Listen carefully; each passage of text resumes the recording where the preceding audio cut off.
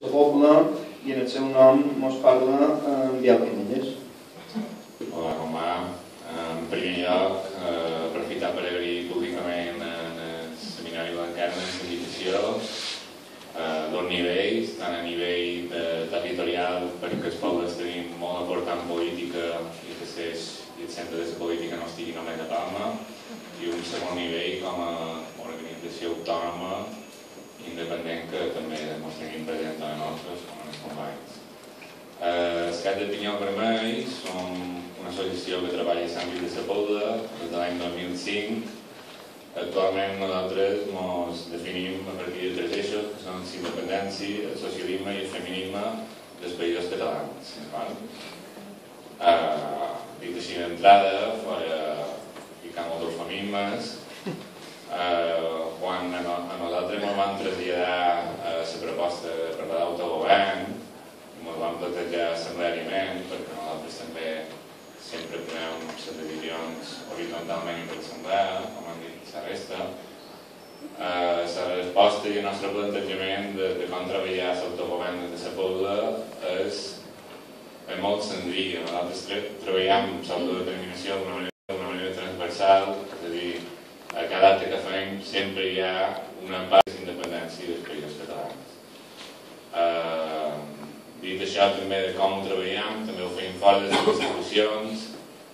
Nosaltres també naixem com a organització juvenil i som d'una generació que ha crescut desencantada de la política, som d'una generació que ha vist com se votava l'Estatut d'autonomia massivament, tanmateix aquests vots no servien per res. Som una generació que ha vist com programes electorals s'incompleixen sistemàticament i tanmateix no servien per res. I en definitiva som d'una generació que no se conforma a anar a votar cada 4 anys i volem participar més activament en política perquè creiem que la transició espanyola és una farsa i que el problema que tenim és la monarquia espanyola i fins que no l'enderroquem i creem una república socialista dels països catalans no hi haurà una transformació social. Dit això, com bé apuntaven en el nostre treball, s'emmarca dins l'autoritat de la Pobla i fem un treball de base que creiem que el camí per aconseguir la independència és empoderar la societat civil, és a dir, creant tot un teixit en el nostre poble. A dia d'avui a la Pobla, ja a part de Pinyol Vermell, tenim un CPC, un sindicat d'estudiants dels països catalans d'institut, tenim una assemblea de l'Art Nord, tenim Pinyol Vermell i aspiram a poc anar creant més moviment social de base que vagin de baix cap a dalt. Dit això, i molt breument, vos puc explicar com això s'ha dut a la pràctica i humilment com hem anat canviant en aquest sentit. Podrien ser altres les accions que duim a terme, però actualment són aquestes i és interessant anomenar-les breument. Nosaltres treballem molt potentment amb el tema del republicanisme, hem estat pioners en el municipi amb el tema de la recuperació de la memòria històrica, hem tirat de potes de la memòria històrica de la Pobla i des de l'any 2005 venim fent una infinitat d'actes per conscienciar el poble, per denunciar que hi ha carrers feixistes en el nostre poble, per reivindicar que les institucions haurien de ser laiques, etc. A part d'això, també treballem molt potentment amb el tema del Sant Jordi, però no només des d'una perspectiva de fomentar la lectura en català, sinó també, igualment que els xics també tenim coneixement que ho fan, proposar un lliure intercanvi de llibres en català, que tothom pugui accedir a la cultura i, a més, ajudar a la societat a diferents pautes de consum que és el sistema capitalista clàssic.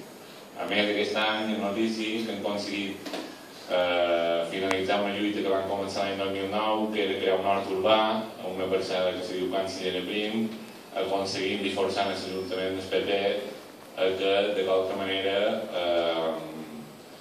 faci una cosa semblant a el que van ser, no vull comparar-se de desmoralització, però sí que ha donat terra a ciutadans que han pogut comprar-hi a terra i treure un bé col·lectiu. Ja bé, sigui amb nosaltres, sigui Càritas, sigui socials de discapacitat, sigui gent aturada, sigui altre tipus de gent. És a dir, coses que des de les institucions no s'aconsegueixen, amb empenta a poc estic demostrant al poble que si se creu se pot aconseguir. més hem fet actes amb el tema de gènere per tot el que sigui defensar els drets de les persones LGTBI.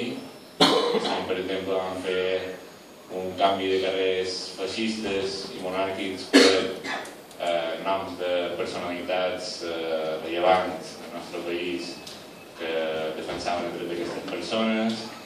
I a part d'això anem fent treballs puntuals, siguin per Blanquerna, siguin la Universitat Autònoma aquest any, siguin la TV de Manacor, siguin a Montolinar, Gràcia, etc.